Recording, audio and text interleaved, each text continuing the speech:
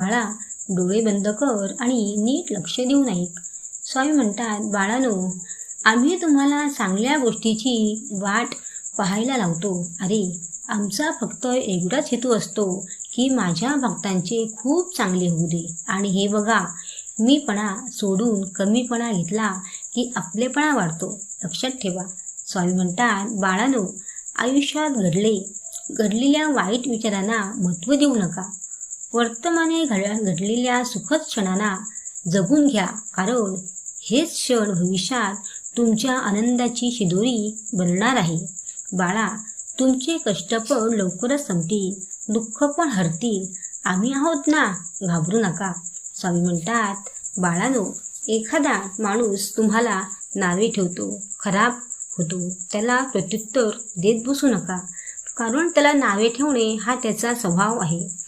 कारण तुम्ही चांगले वागणे हे स्वामी भक्तांचे स्वागत आहे. तसेच माणसाचे कर्म चांगली असली की पत्रिकेला मंगळ देखील माणसाचे मंगलच करते. आणि माणसाच्या हातात येणारा पैसा वाढला म्हणून माणसाच्या सुखात वाढ होत नाही, तर त्याच्या अहंकारातून वाढ होते.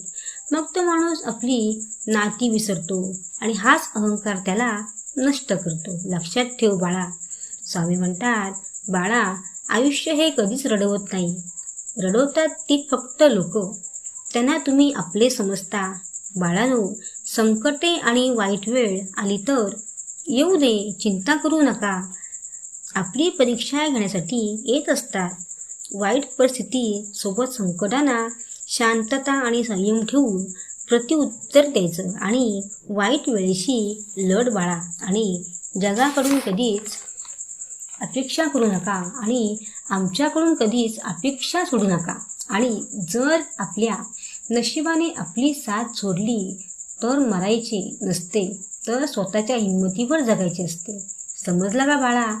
लक्षात ठेव. आणि बाळानो, योग्य वेळ आली की आम्ही तुम्हाला मनासारखे फळ देतो.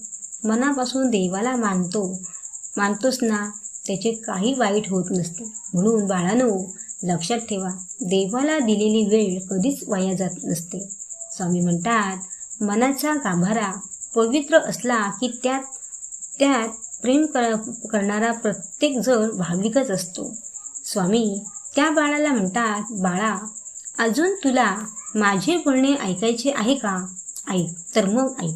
बाळानो, तुमच्या मनासारखे घडायला भाग्य लागते आणि जे आहे ते मनासारखे आहे हे समजायला ज्ञान लागते. स्वामी म्हणतात, बाळानो, जी तुम्ही स्वप्न बघितली